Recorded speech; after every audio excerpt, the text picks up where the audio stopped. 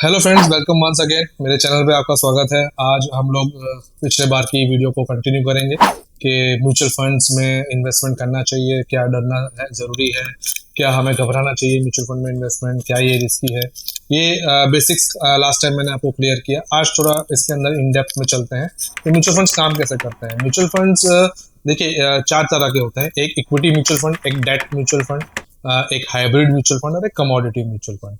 ये चार वेरिएंट्स हैं म्यूचुअल फंड्स के जिसमें वो लोग इन्वेस्ट करते हैं। मैंने जैसे लास्ट टाइम बताया था कि अलग अलग जगह हम लोग पैसे इन्वेस्ट करते हैं फॉर डाइवर्सिफिकेशन के। सारा पैसा एक जगह नहीं होना चाहिए। म्यूचुअल फंड अपने आप में ही एक डाइवर्सिफिकेशन है, क्योंकि इसके अंदर खुद से ही चार तरह के प्रोडक्ट हैं और चार तरह के प्रोडक्ट के अंदर भी काफी ऐसे सेगमेंट्स हैं जिसमें आप इन्वेस्टमेंट कर सकते हैं। तो पहले शुरुआत करते हैं इक्विटी म्यूचुअल फंड से। इक्विटी म्यूचुअल फंड क्या होता है? देखिए, इक्विटी म्यूचुअल फंड का मतलब है कि डायरेक्टली जो आपका पैसा है वो स्टॉक्स में लगेगा। स्टॉक्स मतलब हमारे जितनी भी कंपनीज हैं जिन्होंने पब्लिक के पैसे लेने के लिए अपने आप को लिस्टिंग किया है इंडेक्स में, वो स्टॉक्स होते हैं। आज 5,000 कंपनी ऐसी हैं जो कि लिस्टेड है, जिसमें हमारे जो फंड मैनेजर्स हैं वो बाय सेल कर सकते हैं अपने अपनी स्कीम के हिसाब से, अपने अपने कैटेगरी के हिसाब से वो लोग उसमें कर सकते हैं। तो इक्विटी म्यूचुअल फंड्स के अंदर 30 से 100 कंपनीज या उससे ज्यादा इक्विटी स्टॉक्स होंगे। वो किस सेगमेंट के हो सकते हैं वो डिपेंड करेगा आपकी स्कीम कौन सी है। म्यूचुअल फंड्स के जो भी फंड मैनेजर हैं उन्हें हमेशा इसके अंदर 65% पोर्शन जो है वो इक्विटी में रखना पड़ेगा। इसका क्या मतलब है? इसका ये मतलब है कि आज उनका जो कलेक्शन है या जो उनका एसेट्स अंडर मैनेजमेंट है, जितना पैसा उनके पास उस स्कीम में आया हुआ है, उसका टोटल 65% उनका हमेशा इक्विटी स्टॉक्स में इन्वेस्टमेंट रहेगा।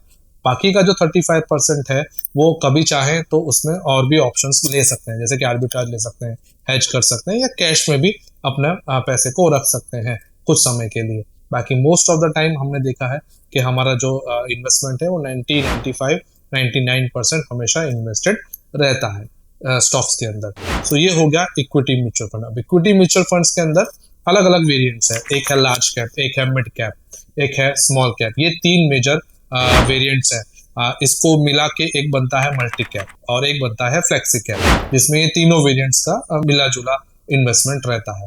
अब मल्टी कैप और फ्लेक्सी कैप दोनों में रहता है, तो दोनों में डिफरेंस क्या है? देखिए, मल्टी कैप फंड्स के अंदर लार्ज कैप फिक्स पोर्शन है 50%, मिड कैप और स्मॉल कैप में 25-25%।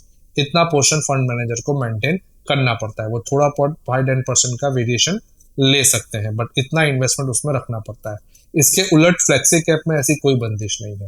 वो कोई भी परसेंटेज अपने हिसाब से रेशियो नक्की कर सकते हैं। उनका कॉल रहता है कि हमें कितना पैसा किस में लगाना है, किस समय में लगाना है। अगर उन्हें लग रहा है कि लार्ज कैप अच्छे हैं तो ज़्यादा पैसा लार्ज कैप में लगा देंगे।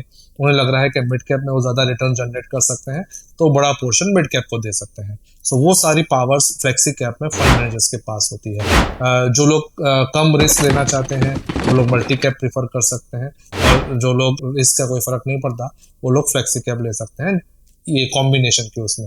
बाकी डिटेलिंग में मैं आपको बाद में बताऊंगा कि रिस्क और नॉन रिस्क का क्या मतलब है। इसके बाद आगे चलते हैं तो लार्ज हो गया, मिड हो गया, स्मॉल हो गया। फिर आते हैं इंडेक्स फंड। इंडेक्स फंड को हम पैसिव फंड भी बोलते हैं, क्योंकि वो फंड मैनेजर एक्टिवली मैनेज नहीं करता। इंडेक्स फंड क्या होता है? जिस भी इंडेक्स को वो अपना बेंचमार्क बना रहा है या जिस भी इंडेक्स को वो टारगेट लेके आया है, वो इंडेक्स में जितने भी स्टॉक्स हैं वो सारे उस फंड्स के अंदर हो जाएंगे। मान लेते हैं और निफ्टी 50 का इंडेक्स फंड लॉन्च हुआ है, तो निफ्टी 50 में जो 50 स्टॉक्स हैं वो 50 स्टॉक्स में की जो शेयर प्राइस ऊपर जाएगी, नीचे जाएगी, जो भी जाएगी, उस हिसाब से ही इस फंड का भी रिटर्न जनरेट होगा। तो ये ऑटो मोड वाला फंड, इसको हम पैसिव फंड बोलते हैं। जो पहले मैंने आपको बताया वो सारे एक्टिवली मैनेज फंड है, बिकॉज उसको एक फंड मैनेजर अपने हिसाब से मैनेज करता है, बाय सेल कॉल लेता है। इंडेक्स फंड में तो जो इंडेक्स में फंड स्टॉक्स है वही आपके बेस रहेंगे। आगे चलते हैं। आगे इसके अंदर सेक्टरल फंड्स और थीमेटिक फंड। सेक्टरल फंड्स क्या होता है, थीमेटिक फंड क्या होता है? देखिए, सेक्टरल एक प्रॉपर सेक्टर आइडेंटिफाई करता है। एक मैं एग्जांपल ले लेता हूँ, बैंकिंग सेक्टर। बैंकिंग सेक्टर जितने भी बैंक्स हैं, चाहे वो प्राइवेट हैं, चाहे वो पब्लिक सेक्टर वाले हैं, चाहे वो एनबीएफसी है। सो बैंकिंग सेक्टर में ये सारी कंपनियां आ सकती हैं। ये एक सेक्टर है। इसके उलट अगर थीमेटिक है तो थीमेटिक में एक फिनटेक की थीम होगी, उसमें इससे ज्यादा थीम के वो लोग ले सकते हैं, जिसमें इंश्योरेंस वगैरह भी आ गया और बाकी सब चीजें भी जो फिनटेक से जुड़ी हुई है वो आ गई। तो थीमेटिक जो हो गए, थीमेटिक फंड एक पूरी थीम को बिलीव करता है। जो थीम यहाँ से चल रही है, जो फॉरवर्ड जनरेशन की थीम्स हैं, उसमें वो लोग इन्वेस्ट करते हैं। जैसे आजकल एनर्जी, एआई, ऑटोमेशन, इनोवेशन, ये सारी थीम्स बहुत ज़्यादा चल रही है। तो एनर्जी सेक्टर के थीमेटिक फंड्स हमारे पास है, ईएसजी थीम्स के हमारे पास काफ़ी फंड्स हैं, इनोवेशन के भी काफ़ी फंड्स मार्केट में है। सो ये सब थीमेटिक फंड्स में आ गए। सेक्टरल फंड में जैसे मैंने आपको बताया, बैंकिंग है, आईटी है, फार्मास्यूटिकल्स है, तो उसमें उतना ही लिमिटेशन रहता है। तो फार्मा सेक्टरल फंड थीमेटिक से ज़्यादा रिस्की कहलाता है, क्योंकि उनके पास डाइवर्सिफिकेशन की चॉइस बहुत सीमित होती है। थीमेटिक के पास थीम है, नंबर ऑफ स्टॉक सिलेक्शन उनके पास बहुत ज़्यादा रहता है, इसलिए वो सेक्टर के कंपैरेटिवली थोड़े कम रिस्की होते हैं। बाकी ओवरऑल म्यूचुअल फंड में, इक्विटी सेगमेंट में हाईएस्ट रिस्क फंड्स अगर कहलाते हैं तो वो सेक्टरल और थीमेटिक कहलाते हैं, बिकॉज उसके अंदर एक जो पैसा लग रहा है प्रॉपर थीम के अंदर लग रहा है, वो एक सेगमेंट में नहीं लग रहा है। तो ये तो हुई बात इक्विटी म्यूचुअल फंड की। अब हम डेट म्यूचुअल फंड पे चलते हैं। देखिए, डेट भी बहुत बड़ा एक सब्जेक्ट है। डेट यानी फिक्स्ड इंस्ट्रूमेंट, जहां आपका पैसा जो है वो money market instrument, commercial papers, treasury bills और इस तरह के इन्वेस्टमेंट में लगता है। यानी किसी भी कंपनी को आपसे पैसे चाहिए तो वो सामने आपको एक एफडी, एक डिमांड ड्राफ्ट, एक वारंट इशू करती है कि मैं आपसे ये पैसा ले रही हूँ, सामने मैं आपको इतना फिक्स इंटरेस्ट दूंगी। सो डेट फंड यानी एक फिक्स इंस्ट्रूमेंट जिसके अंदर आपको पता है कि आपका जो यील्ड है वो एक सर्टेन फिक्स रहेगा। मान लेते हैं किसी ने आपको 8% हिसाब के पेपर्स दिए, तो आपको पता है ये 8% के आसपास आपको इसके अंदर यील्ड बैठने वाला है। तो debt fund more of a kind of safety fund, fix return funds होते हैं। म्यूचुअल फंड में क्योंकि हम फिक्स इंस्ट्रूमेंट लिख के नहीं देख सकते कि हमें 12% आएगा, 9% आएगा, 11% आएगा, तो इसीलिए हम लोग एक रेंज बता देते हैं कि ये फंड के अंदर हमें 7 से 8% रिटर्न आ सकता है। वो कैसे डिसाइड होता है? कंपनी जो पेपर्स लेती है, कंपनी के पेपर के जो ड्यूरेशंस होते हैं, यानी कितने लंबा पेपर है, 3 महीने का पेपर है, 6 महीने का है, 9 महीने का है। जैसे बैंक में आपने देखा होगा कि एफडीज करते हैं आप, 3 महीने की एफडी करते हैं, उसका रेट ऑफ इंटरेस्ट अलग होता है, 6 महीने का अलग होता है, साल का अलग होता है, 2 साल का अलग होता है। तो जितना लंबा पीरियड होता है उतना आपको इंटरेस्ट मिलता है। म्यूचुअल फंड्स में 10 साल के गिल्ड फंड्स भी आते हैं, लॉन्ग बॉन्ड्स भी आते हैं, जिसमें आप 7 साल 10 साल के भी आपको फिक्स इंस्ट्रूमेंट्स मिलते हैं। तो डेट कैटेगरी के अंदर भी काफ़ी सारे वेरिएंट्स आते हैं। एक्रूअल होता है, शॉर्ट टर्म होता है, अल्ट्रा शॉर्ट ड्यूरेशन फंड्स होते हैं, ड्यूरेशन फंड होते हैं, लिक्विड होते हैं, ओवरनाइट फंड्स होते हैं। ये सब में डिफरेंस खाली उनका समय का है, यानी कोई जो फंड है उसमें सिर्फ 15 दिन के पेपर होंगे, किसी में 1 महीने के होंगे, किसी में 3 महीने, 6 महीने। तो अलग अलग रिस्क कैटेगरी के हिसाब से ये फंड आता है। देखिए, रिस्क कहने का मतलब है कि आप अगर पेपर लंबा ले रहे हैं तो उस दौरान जो भी इंटरेस्ट रेट में मूवमेंट होगी, अगर वो बढ़ रहा है तो आपको रेट ऑफ इंटरेस्ट कम भी हो सकता है, अगर वो नीचे आ रहा है तो आपका जो इंटरेस्ट रेट है, जो यील्ड है आपकी, वो बढ़ भी सकती है। ये सारी डिटेलिंग आप जान के इन्वेस्ट करिएगा। डेट फंड एफडी की तरह नहीं है जिसमें आपका रिटर्न, आपका ब्याज लिखा हुआ आएगा। यहाँ आपको YTM के हिसाब से आपको बता दिया जाएगा कि ये रेंज है जिसमें आपका रिटर्न इतने दौरान बैठ सकता है। तो ये इसमें आप इन्वेस्टमेंट समझ के करिएगा। इसके आगे बढ़ते हैं। इक्विटी और डेट को हम लोग मिक्स कर देंगे तो हाइब्रिड फंड बनता है। हाइब्रिड फंड का नाम से ही लगता है हाइब्रिड, दो चीज़ों का मिक्सचर, जिसमें इक्विटी पोर्शन भी रहता है और डेट पोर्शन भी रहता है। हाइब्रिड कैटेगरी एग्रेसिव हाइब्रिड भी होती है, कंजर्वेटिव भी होती है। कंजर्वेटिव के अंदर डेट पोर्शन ज़्यादा रहेगा, इक्विटी पोर्शन कम रहेगा, पर उसके अगेंस्ट में हमें उसमें टैक्सेशन में नुकसान होगा। नुकसान इन द सेंस टैक्सेशन हमको ज़्यादा लगेगा, क्योंकि उसमें डेट टैक्सेशन ट्रिगर होता है।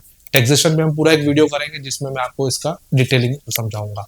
दूसरा होता है जिसके अंदर इक्विटी टैक्सेशन है। जैसे मैंने आपको स्टार्टिंग में बताया, इक्विटी म्यूचुअल फंड क्या होता है, जिसके अंदर कम से कम 65% पैसा हमारा जो है वो इक्विटी स्टॉक्स में इन्वेस्टमेंट होना चाहिए, और बाकी का जो 35% है वही वो डेट में रखेंगे, बॉन्ड्स में इन्वेस्ट करेंगे। अब इसके आगे हम बढ़ते हैं तो लास्ट जो सेगमेंट रहा है वो कमोडिटी रहा है। कमोडिटी ऐसा है कि उसके अंदर गोल्ड और सिल्वर, ETFs भी आते हैं, गोल्ड फंड्स भी आते हैं। ये दोनों तरह के फंड्स हैं जो अभी कमोडिटी के अंदर हमारे पास अवेलेबल है। अब इन सब का एक मिक्सचर कंपनी लॉन्च किया है जिसका नाम है multi asset fund. Multi asset fund के अंदर आपको क्या फ़ायदा है? आपको इक्विटी का भी एक्सपोजर मिल जाएगा, आपको डेट का भी मिल जाएगा, आपको गोल्ड और सिल्वर का भी उसके अंदर एक्सपोजर मिल जाएगा। तो तीनों कैटेगरी का एक ही फंड में अगर आपको फ्लेवर चाहिए है तो आप मल्टी एसेट कैटेगरी ले सकते हैं। तो ये जो लंबा ये जो जितना मैंने आपको चीज़ें बताई, ये सारे ऑप्शंस म्यूचुअल फंड्स के अंदर है। यानी अपने आप में डाइवर्सिफिकेशन आपका हो जाता है। आपको रिस्क लेना है, आप स्मॉल कैप फंड लीजिए। आपको कम रिस्क लेना है, आप मिड कैप फंड लीजिए।